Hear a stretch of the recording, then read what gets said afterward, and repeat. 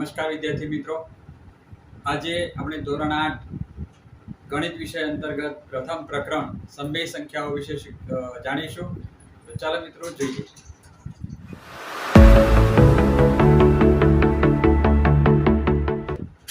મિત્રો, સમય સંખ્યા વિશે જાણતા પહેલા સૌપ્રથમ આપણે આગળના ધોરણની અંદર જે કોઈ આની પૂર્વ ભૂમિકા જેટલું પૂર્વ જ્ઞાન આપણે જે શીખી ગયા છે તે સૌપ્રથમ આપણે તાજું કરીશું, પછી સમય સંખ્યાઓ વિશે શીખીશું. આપણે આવી સંખ્યાઓ આપણે શીખી ગયા છીએ 1 2 3 4 અનંત સુધી જે સંખ્યાઓ આપણે શીખી ગયા છે તે છે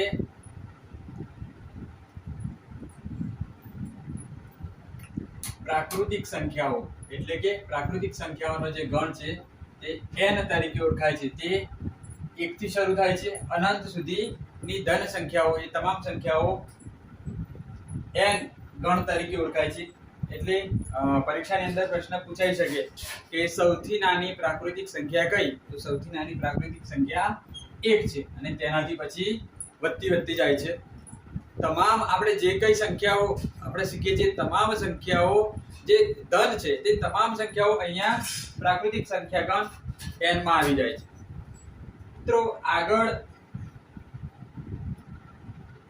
શૂન્ય પણ આપણે શીખ્યા છીએ. 0 1 2 3 4 5 એ પણ અનંત સુધી. તો આવી સંખ્યાઓને આપણે પૂર્ણ સંખ્યાઓ તરીકે ઓળખીએ છીએ. એને W ગણ તરીકે ઓળખીએ છીએ.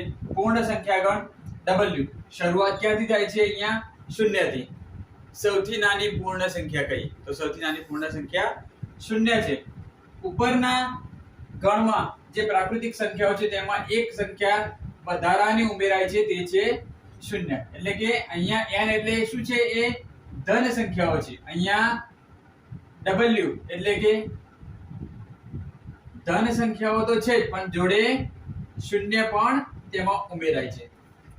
આગળ મિત્રો જોશું 0 1 2 3 અનંત સુધી. એ જ રીતે ઋણની અંદર પણ આપણે સંખ્યાઓ શીખી ગયા છે. -1 -2 -3 અનંત સુધી. આવી સંખ્યાઓ પૂર્ણાંક સંખ્યા તરીકે ઓળખાય છે. પૂર્ણાંક સંખ્યા, જેને અંગ્રેજી મૂળાક્ષર Z તરીકે આપણે ઓળખીએ છીએ ગણિતની ભાષામાં. તો આ Z ગણ ની અંદર ઋણ સંખ્યા છે, 0 છે અને ધન સંખ્યાઓ છે. આ ગણ થી આપણે આગળ હવે જોઈશું સમય સંખ્યા ગણ. તો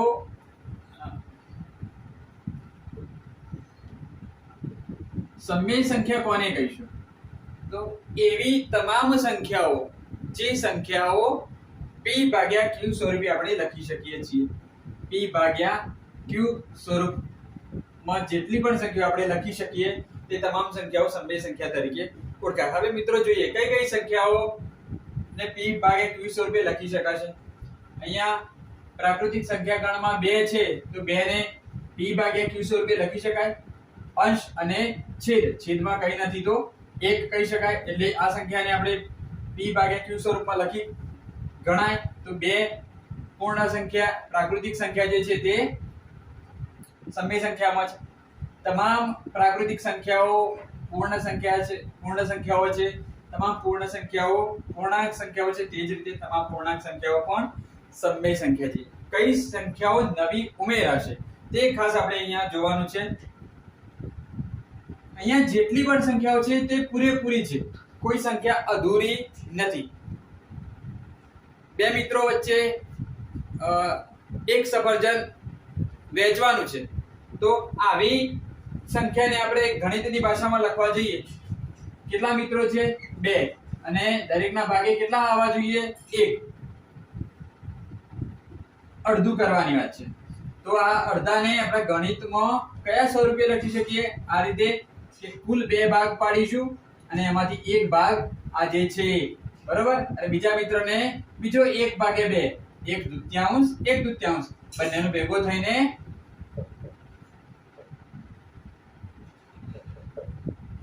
સરવાળો થાય તો નીચે છેદ સરખો છે એકવાર લખાય 1+1 એટલે કે 2/2, 2 એકા 2, એક સંપૂર્ણ સંખ્યા ત્યારે બને છે. તો અહીંયા 1/2 જેવી અપૂર્ણાંક સંખ્યાઓ જે અંશ અને છેદમાં પણ આપેલી હોય, 9/7, 9/11, 1000/10,000, આવી કેટલીય સંખ્યાઓ જે આ સ્વરૂપમાં લખેલી છે તે સીધી p/q સ્વરૂપમાં ગણી શકાય. તો તે તમામ સંખ્યાઓ સમમેય સંખ્યાઓ છે. તમામ પૂર્ણાંક સંખ્યાઓ સમમેય સંખ્યાઓ છે. તમામ પૂર્ણ સંખ્યાઓ સમમેય સંખ્યા છે. તમામ પ્રાકૃતિક સંખ્યાઓ પણ સમમેય સંખ્યા છે. હજુ મિત્રો આગળ આપણે આવી સંખ્યા સાંભળી હશે 0.1. તો 0.1 છે તેને p/q સ્વરૂપે લખી શકાશે. અહીંયાથી આ પોઈન્ટ આપણે દૂર કરવો છે, તેને આપણે આ p/q સ્વરૂપે લખવાનો પ્રયત્ન કરી જોઈએ. તો 1 અને નીચેના છેદમાં પોઈન્ટ પછીની એક રકમ છે એટલે કે નીચે 10 થશે. તો અહીંયા જે સંખ્યા છે તેને આપણે p/q સ્વરૂપે લખી શકીએ છીએ. માટે આવી પૂર્ણાંક, દશાંશ અપૂર્ણાંક વાળી સંખ્યાઓ પણ સમમેય સંખ્યાઓ તરીકે ઓળખાય છે. હવે મિત્રો આગળ સમમેય સંખ્યાઓના ગુણધર્મો. પહેલો ગુણધર્મ છે સમવૃત્તતાનો ગુણધર્મ. સમવૃત્તતાનો ગુણધર્મ એવું કહેવામાં આવે છે કે કોઈ પણ બે અથવા તેનાથી વધારે સમમેય સંખ્યાઓનો સરવાળો કરીએ તો તે સંખ્યાનો જે જવાબ મળે છે તે પણ સમમેય સંખ્યા મળે છે. ગુણધર્મ એમાં પ્રથમ છે સમવૃત્તતાનો ગુણધર્મ. આ સમવૃત્તતાનો ગુણધર્મ એમ કહેવા માંગે છે કે જે કોઈ સંખ્યાઓ છે, સમમેય સંખ્યાઓ, બે સમમેય સંખ્યાઓ લઈએ તો બંને સંખ્યાઓનો જો આપણે સરવાળો કરીએ છીએ તો તે સંખ્યાનો જે જવાબ મળે છે તે સમમેય સંખ્યા જ મળે છે. ઉદાહરણ જોઈશું. 1 પણ સમમેય સંખ્યા છે. બીજી સંખ્યા 9 લઈએ, તે પણ સમમેય સંખ્યા છે. બંને સંખ્યાઓનો સરવાળો કરતો 10 જવાબ મળે છે. તો 10 ને પણ આપણે સમમેય સંખ્યા જ કહેવાય છે. એટલે અહીંયા સમવૃત્તતાનો ગુણધર્મ એમ કહે છે કે કોઈ પણ બે સમમેય સંખ્યાઓ, અહીંયા દશાંશ અપૂર્ણાંક વાળી સંખ્યાઓ પણ હોઈ શકે, p/q સ્વરૂપ વાળી પણ સંખ્યા હોઈ શકે. તો તેવી સંખ્યાઓનો જ્યારે સરવાળો, બાદબાકી, ગુણાકાર, ભાગાકાર કરીએ છીએ ત્યારે સમવૃત્તતાનો ગુણધર્મ સચવાય છે. બીજો ગુણધર્મ છે ક્રમનો ગુણધર્મ. ક્રમનો ગુણધર્મ એવું કહેવા માંગે છે કે કોઈ પણ બે સમમેય સંખ્યાઓનો સરવાળો કરીએ છીએ ત્યારે જે જવાબ મળે છે અને તે બે સમમેય સંખ્યાઓનો ક્રમ ઉલટ-સુલટ કરીશું, પ્રથમ છે બીજા લખીશું, બીજા છે પ્રથમ લખીશું, તો તેવી સંખ્યાઓનો ક્રમ બદલવાથી પણ જવાબમાં કોઈ ફેર થશે નહીં. અહીંયા ક્રમ આપણે બદલી શકીશું. જોઈએ ઉદાહરણ 9/7 વત્તા 1/7 આવી બે સમમેય સંખ્યાઓ લઈએ છીએ, તેનો સરવાળો કરીએ તો નીચે છેદ સરખો છે, એકવાર 7 લખીશું, ઉપર 9+1 એટલે કે 10 અને નીચે 7. આ જ સંખ્યા જે છે તેને ક્રમ બદલીશું. ક્રમ બદલીશું તો ઉપર નીચે નહીં, આગળ પાછળ નહીં. અને 1 સપ્તમાંશ પહેલા લખીશું, 9 સપ્તમાંશ પછીથી લખીશું. તેવી સંખ્યાઓનો સરવાળો કરી જોઈએ. છેદ સરખો છે, 7 લખીશું, ઉપર 1+9 કરીશું તો 9+1 10 જ થવાના છે, 10/7. બંને સંખ્યાઓનો ક્રમ ચેન્જ કરવા છતાં પણ જવાબ સરખો આવે છે, તે ક્રમનો ગુણધર્મ કહે છે. આ ક્રમનો ગુણધર્મ સરવાળા અને બાદબાકીને લાગુ પડે છે સરવાળા અને ગુણાકારને લાગુ પડે છે, બાદબાકી અને ભાગાકારમાં આ ક્રમનો ગુણધર્મ લાગુ પડતો નથી. આગળ જૂથનો ગુણધર્મ.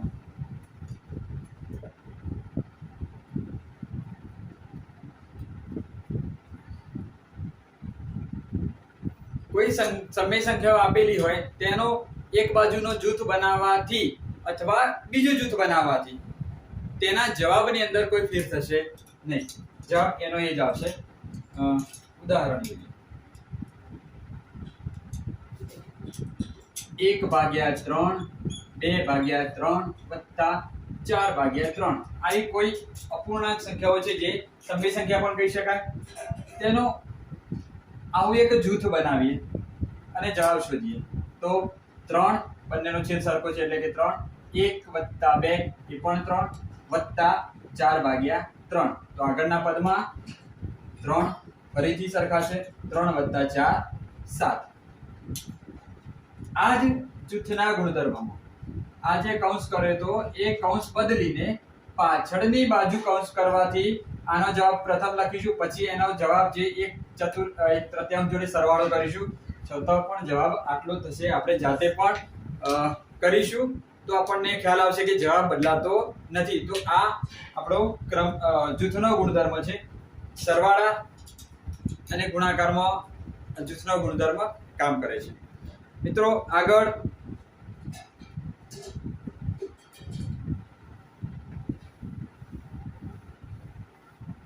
વિરોધી સંખ્યા.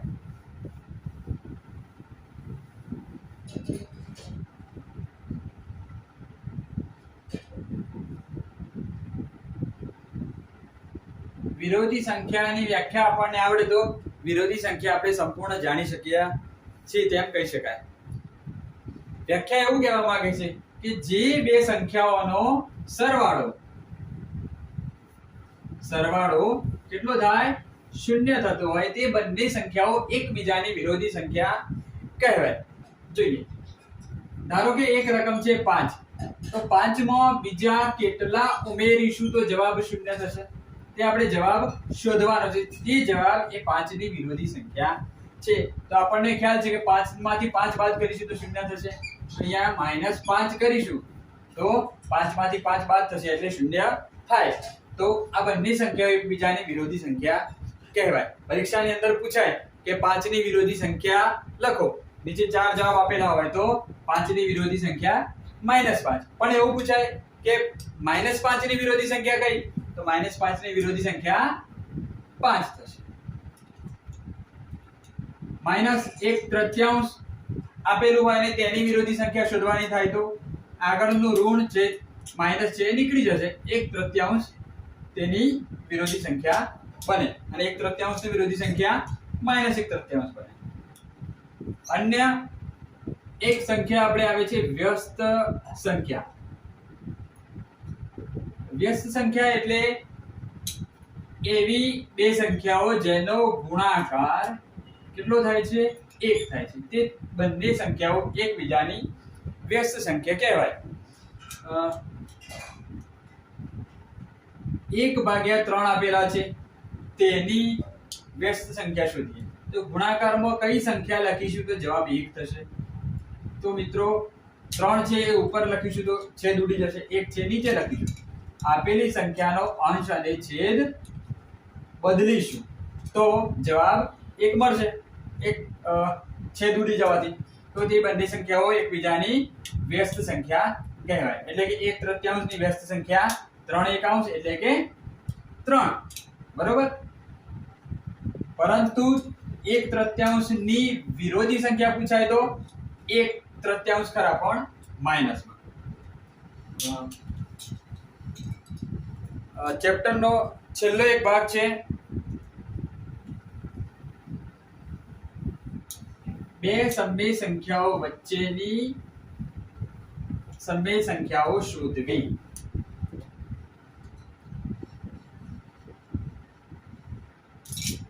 બે સમય સંખ્યા વચ્ચેની સમય સંખ્યા શોધવાના પ્રશ્નો દાખલા આપણે પરીક્ષાની અંદર પૂછાતા હોય છે. ધારો કે બે સમય સંખ્યાઓ 1 અને 5 છે. આપણને ખ્યાલ છે તે પ્રમાણે 1 અને 5 ની વચ્ચેની આપણે શીખતા રહે છે એ પ્રમાણેની સંખ્યાઓ કઈ વચ્ચેના ભાગે આવતી, તો આપણે આવું કહી શકીએ કે 2, 3 અને 4. પરંતુ પરીક્ષાની અંદર એમ પૂછાય કે 1 અને 5 વચ્ચેની 10 સમય સંખ્યાઓ લખો. આપણને એમ વિચાર આવે કે 2, 3, 4 ત્રણ જ સંખ્યાઓ છે. આ ત્રણ સંખ્યાઓ તો સમય સંખ્યા છે જ, પણ તેના સિવાયની પણ કેટલીક સંખ્યાઓ છે જે આપણે સમય સંખ્યા તરીકે ઓળખીએ છીએ પણ આપણે લખતા શીખવાની છે. 1 અને 2 ની વચ્ચેની સંખ્યાની વાત કરી. અહીંયા 1 પછી 1.1, 1.2, 1.5, 1.9, 2, 2.2, 2.5, 2.55, 2.557, 3, 3.5, 4, 4.1, 4.5 જેવી અનેક સંખ્યાઓ જો પોઈન્ટ 1.0 થી શરૂ કરીને 5.0 સુધીની વચ્ચેની જેટલી પણ સંખ્યાઓ આપણે બનાવી શકીએ તે તમામ સંખ્યાઓ સમય સંખ્યાઓ છે. અહીંયા 1000 સંખ્યા પણ પૂછાય તો પણ આપણે લખી શકીએ.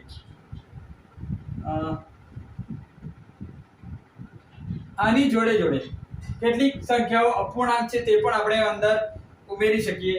ધારો કે 3/2, 3/2 એટલે કે દોઢ થાય 1.5, તો એ અહીંયા 1.5 ની જગ્યાએ 3/2 પણ લખી શકાય. 2.5 છે તો 5/2 પણ લખી શકાય. 3.5 છે, 4 છે, 4.1 છે, તમામ સંખ્યાઓ 41/10 લખી શકાય. 4.1 જ છે. તો આવી સંખ્યાઓ સમય સંખ્યાઓ તરીકે ઓળખાય છે. કોઈ પણ બે સંખ્યાઓ એવી બીજી હોય, ધારો કે